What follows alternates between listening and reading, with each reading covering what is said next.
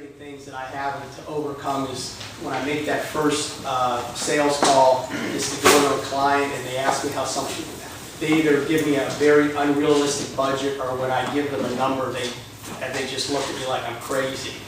And what doesn't help is my daughter, who wants to come into the business and is starting her first year at school, loves watching HGTV. And I was visiting my mom and dad in Columbus, Ohio this past weekend, and they love watching HGTV. And so I was forced to watch it this past weekend, and I'm watching these projects. And one of the projects is one that I would do all day long, and probably one of any of us builders in this room would do. And even when I saw their budget, and these are in big market cities, so it's not like they're in a small community. These are projects were coming out of big markets were so unrealistic. It's like they said the budget was $100,000. I thought that is a $150,000 job all day long. You know, where they're coming up with these numbers, I don't know. So HGTV is, I don't believe doing our industry any help. All they're doing is, I think, giving people dreams of what they want, to just waste more of our time to come out and tell them what they don't want to hear. So the objective of this was to get together, and at least what I put together was just a spreadsheet of about like 4 or 5 different scenarios of projects, of what you can expect. And it's just a benchmark. I mean, the numbers that I come up with, and I think all the other builders here were, it's a benchmark, it's a starting point. I know if I get a kitchen renovation, it's going to be tied in with some other work. You know, the first thing I'll do is, have you had an opportunity to go look at your kitchen cabinets and, you know, find out what at least your cabinets are going to cost, if they're going to duplicate what they put in there, just so I don't look that bad, because a lot of them will, you know, again, they come in and they may have a $10,000 or $15,000 cabinet allowance when it's a $30,000 cabinet allowance. So the objective is to really just let everybody know what I think and what the other builders in this group think that benchmarks are for different scenarios of projects we've done probably over the course of the last few years. So I don't know if any one of you guys would love to get started. Jack, you want to get started with what your... I share the same opinion of these reality shows, and my wife Marion loves those reality shows. So I do watch them for a few minutes in the evening before I go to bed. They just set the wrong tone. They're unrealistic, not only because of, you know, potential budgets, but time frame and how you handle unknowns and unexpected situations. And most of the shows that I've seen here and there, I've not seen any kind of permits or inspections or anything else. They just kind of go to work. We all know that you know, we have on a major kitchen or bathroom remodel, we could have 10 inspections, you know, between plumbing, electric, and HVAC. One jurisdiction might require a permit to move an AC duct, and another permit jurisdiction may not. So you get all these different ways of doing the same thing. We do the same type of job in different permit jurisdictions, and we have different ways of going about doing it. Some of the challenges that we run into, you know, cost is a big one, but they don't understand what they're getting into. They watch these shows, they come in with an unrealistic expectation, the $15,000 package, which is really $30,000, but do we now, we have countertops. They're looking at these advertisements for $29 granite installs, which that's subject to interpretation. People think that you can have all kinds of magic wands and sweat equity. Well, can't you just work this out? And it's just not there. So we spend a lot of time just trying to, you know, slowly educate our potential client to kind of bring them up to speed on, you know, well, there's a lot of choices out there. We're doing a totally custom project for you. You have virtually nothing but an idea in your head, and we already know you have an unrealistic expectation. So we've got to undo that expectation and fill it full of fact. And that's typically how we wind up starting. So we don't try and go in and meet with them and sell something on that first meeting and get them to go to contract. We try to, you know, work with them and build on it. Typically how we start. It kind of feed on it. You're absolutely right. The challenge is for us to educate our clients and kind of bring them back to reality. And I see that time and time again. One of the items that Paul had, we had a basic renovation of a bathroom. 5x8, simple bathroom, boom, boom. They're thinking, oh, we could do it for, you know, 5-6 grand. And I'm like, you can't even buy the material for 5 to 6 grand. So when you really get it in there, oh, well, we're just changing out this and that, and you start really adding it up. And I generally do not line item my entire job, per se. I don't say, okay, it costs this much for this and this. I give them a lump sum and I say, okay, it's going to be $14,000 or whatever. And then I got to kind of piecemeal a little bit. I give them a little bit of allowance in there. But just trying to get them to their line item and those things, that if you do that in your job, some guys do it. We don't. We do on occasion if we have to, and only from a standpoint to educate them. They know what stuff costs. I said, go and look at, pull up Home Depot, pull up the faucet, the one that you want. Now you can look at everything, and you could basically, a client can break down a whole entire job for the most part, except for probably the labor standpoint of what it costs, and then all the other extras that come into what ifs and being able to put a number on, especially in the remodeling business. They don't understand we're taking the project apart and putting it back together. So we're kind of in a sense doing double the work.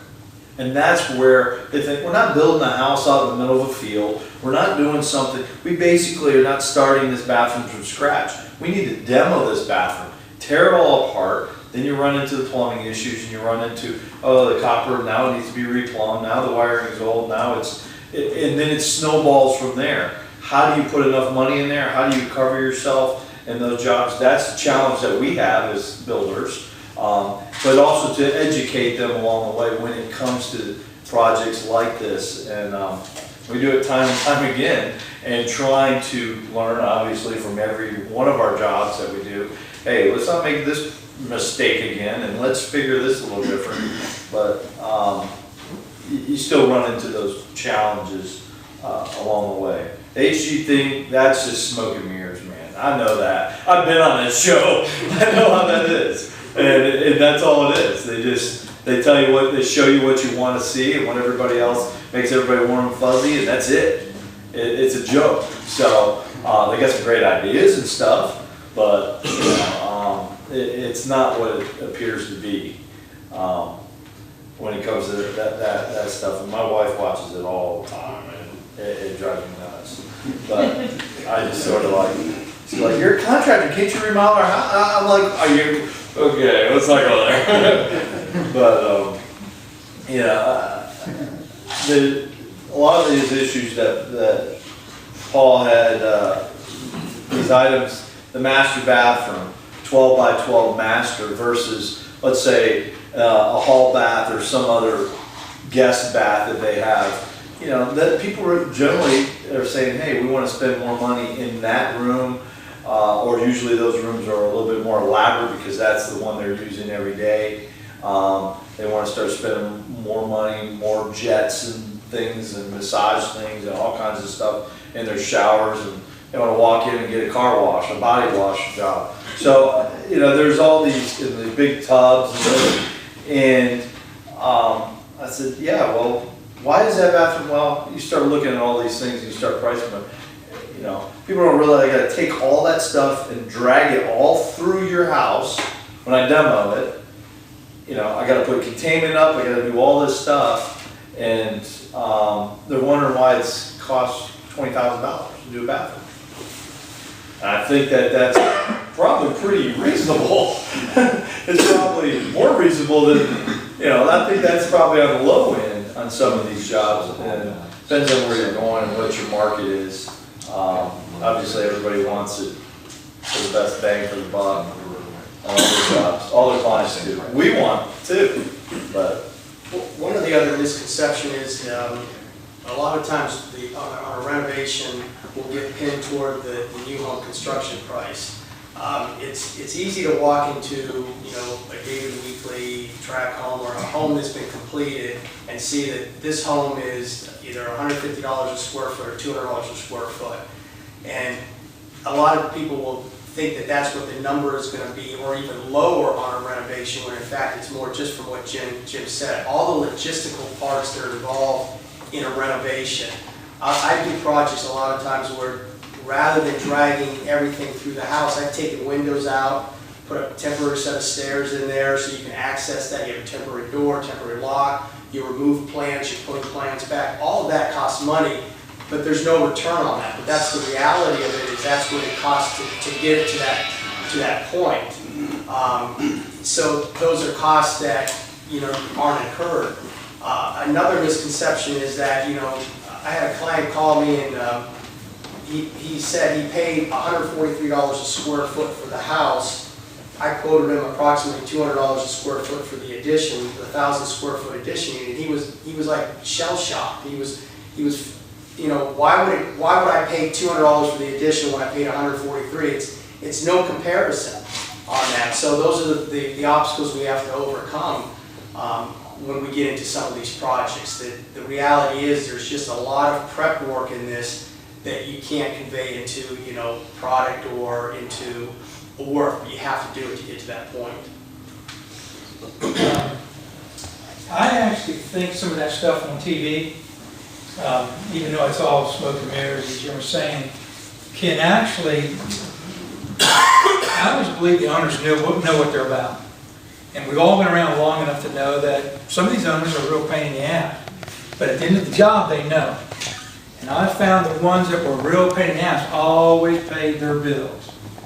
And and no matter how they worked you over the coals, you might say, but at the end they knew they were tough to get off. But with when you go back and kind of circling back to the TV thing, I think a lot of times people know that, well, you know how they see the wife and all them or doing some hammer or some ridiculous crap, and then all of a sudden they realize, well, we can't do that because we got young kids, we're whatever, too busy or something during the week. And then they know they start to need some help.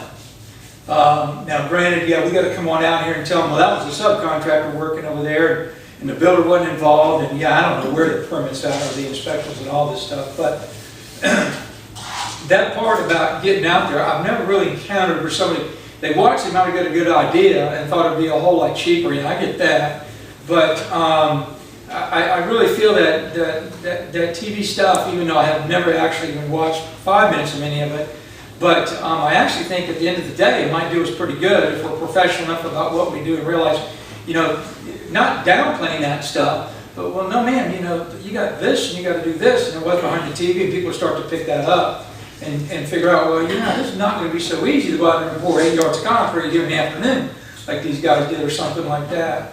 But as we've all have said, you know, there's so many particulars that go into getting these jobs running, and I have done, you know, some small ones, but also some major large ones. And that education process from the start to the finish, and I mean finish of the job, because they never get the game plan. I mean, and I tell them all the time, I said 7 to 3:30. So 7 to 3:30 means 7:05, jackhammers are going off. And you know, oh yeah, we got. Well, all of a sudden, very shortly, they didn't realize that really meant that day after day, month after month, or the carpenters, whatever you know. So that education process, the start you can speak to, you blue in the face, but once they sign up, you got to get it going, and then they kind of, you got to just, you know, make amends as you go per se. And this is it. Now, no one's ever told me ever to leave the job because it was too loud. They'd ask me to go away. They're going to have a party or clean up because they're going to have a big function on Saturday night or something, but. You know, it's not like on Tuesday, no, you know, we got a headache, you got to go away for a while. But they probably did want to do that a few times, but they know the work will slow down, and they didn't want to get into that. But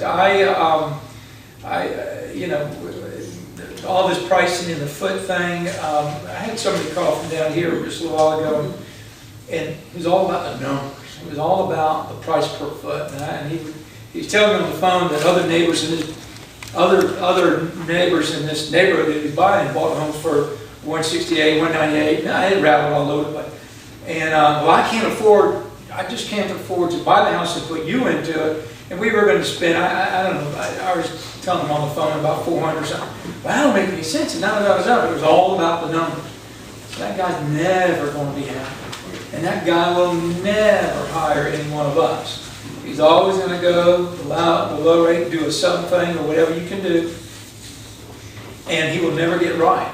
And I already looked at the house with the previous owner who could never get right with the same doggone figures.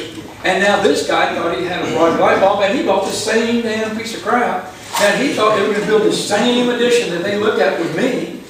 And I said, well, you know, I said, what about enlarging the bottom? What about the kitchen? Because he only mentioned 1,500 feet. And he actually thought he was going to do 1,500 feet for like $150,000. And not do anything on the first floor. And it was almost like a smoke and mirror thing. So, an absolute joke, but I didn't go out. We spoke on the phone, and I call me when you get your plans done. So, we'll see what happens. But a lot of times I tell people, call me when you get your plans done. And the rubber hits the road then, because that's when everybody can go out and say X amount of dollars. They won't, anything can come out in any afternoon when you're out there. But coming through when the plans are done and signing up when the plans are done, it whittles it all down. And it whittles the customers down as well as it whittles the builders down, who are going to stand behind those initial figures from whenever they gave them, or if it was just, off the top of their head, because, I always get told I'm the most expensive, so I can't run from it now. Been like that for years. I've been trying to get there too, man. I wanted to be like that. Everybody tells me, I get more. they say, Jim says you're the most. To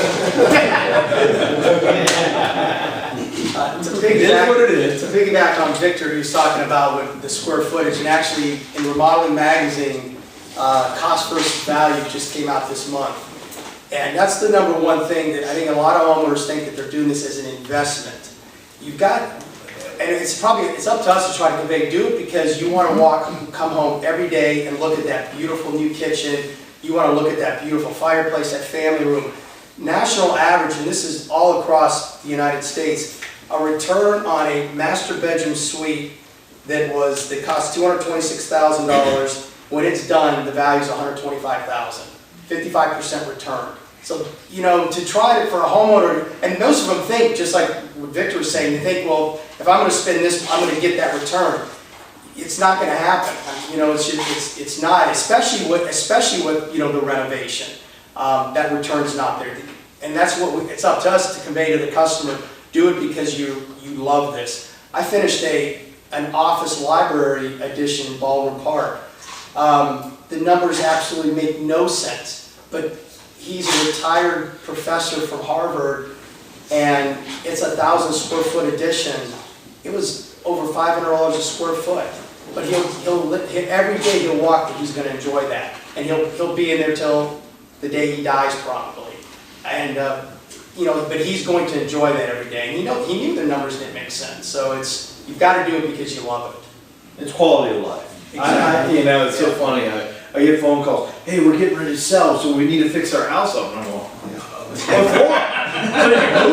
You're going to spend all this money to fix your house and you turn around and move. Well, we got certain things. Yeah, I get it. You might have to put a new roof on, new panel, new this, new that, but it becomes about quality of life. I said, why don't you do that years ago and enjoy it? At least maybe you would have got some return on your money that you're spending now.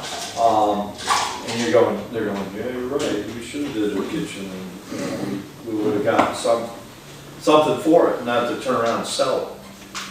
That's definitely a challenge dealing with that potential client that wants to just put something in there so they can move on to the next thing as the market changes here. And it definitely has picked up quite a bit.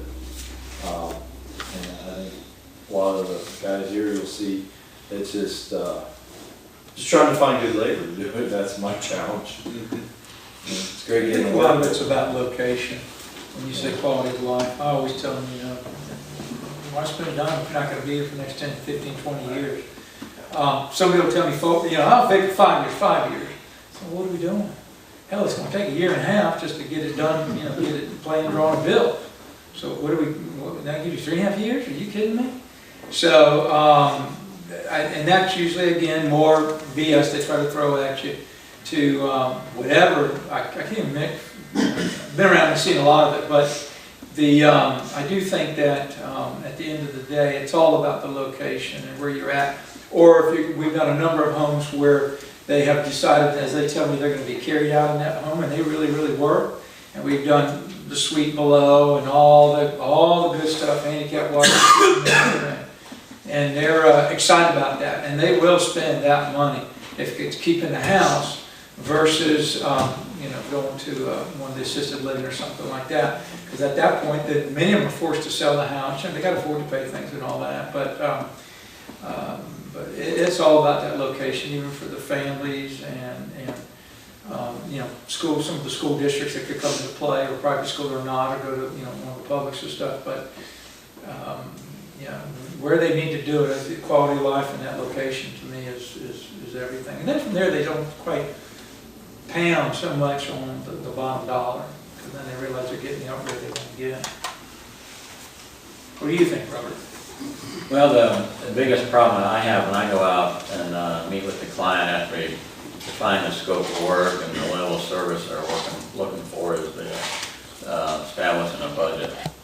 And I think they do get a lot of the numbers from the shows on TV, and they all seem to be quite low in price for me. And there's a lot of times I just tell them there's no way I can do that job for you for that price. It's a lot of times they're about half of what they're worth, and it's just what it comes down to. It's not even worth trying to do the project. So I just try to get them some realistic pricing on it. A lot of times I say to them as a joke, I say, hey, how's the Spanish? And a lot of times they can get it done a lot cheaper, but there's no way I can even touch that for you. That's what I run into quite often.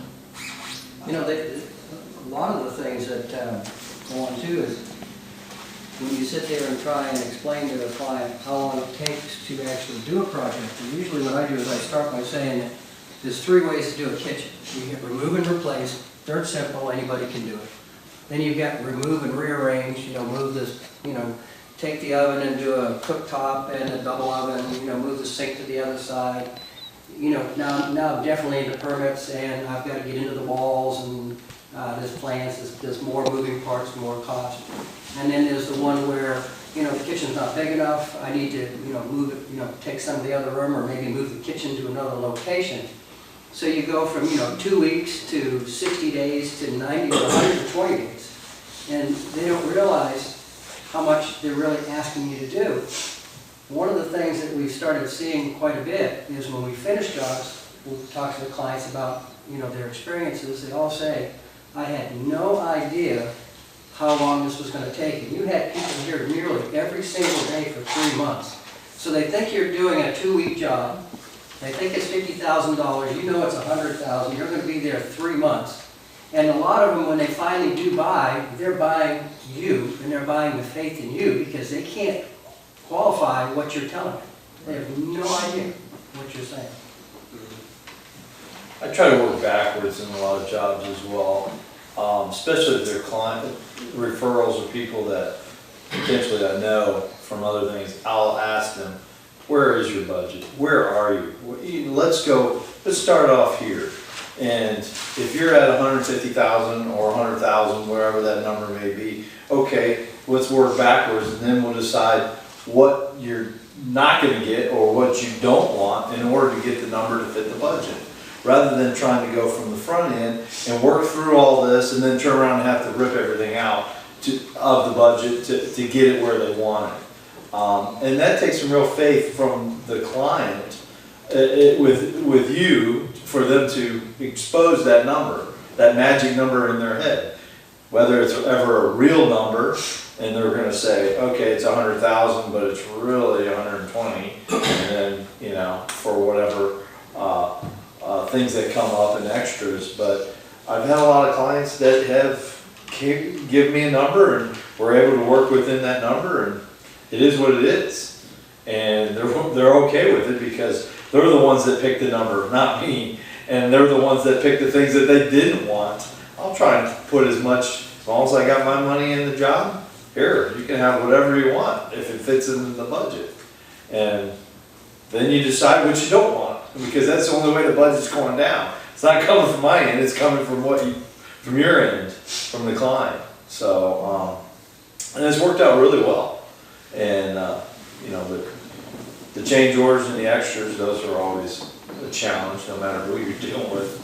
You try to, well, can't you just, you know, put an outlet there and do this and do that? And how much do you absorb of that stuff?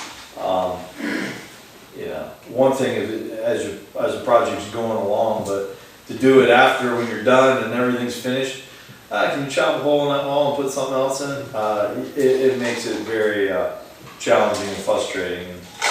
I don't like change orders. I don't like extras in my life. I don't want to go somewhere, oh, by the way, you gotta pay an extra whatever for this so you can go on the whatever. I don't like that. So I try not to do that as much as possible. I try to figure everything I can in there on the front end, because I don't want them to get killed at the end. Do we make money on change orders? Absolutely, we should, rightfully so. I mean, there's guys that'll come in at a low number just because they know there's, you know, $50,000 worth of change orders down the road, and they know that up front. I think that's sometimes misleading to a client, especially if you know that stuff's going to happen. You should be forthwith and say, hey, you're going to have these issues. This is where the number's really going to be, you know, and so that they know that going in, especially if you know those things are going to be issues down the road, and not be stuck with it. And because once you got it in the job, they don't have no choice sometimes. Well, they do not do it, but 9 times out of 10, they're just going to bite the bullet and keep going to get the job done. And you don't want to have, you know, end up with a fist fight at the end, trying to figure out, piston match who's getting paid and who's not. As of course. Yeah, Well, that's fine. It's kind of funny because I'm sitting here, you know, with Tony and me and Sean and Patricia. We can almost sit at the front and have the same discussions as designers and architects. How much does it want to cost? Well, I can't pay that much. What do you want? HCTV. But, you know, one of the things that we struggle with is when that client does come in and go, look, we want to design, you know, this new master suite off the bat. And the first question out of our mind has to be the same one. Here it is. So what's your budget? You know, we have to try to design that budget. They go, well, how much does it cost?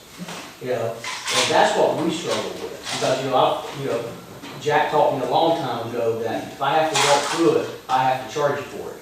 You know, so, you know, it's hard for that concept. So what I'd like to take away from here today is, you know, is there $1 per square foot that is averageable that we can tell? And I know based on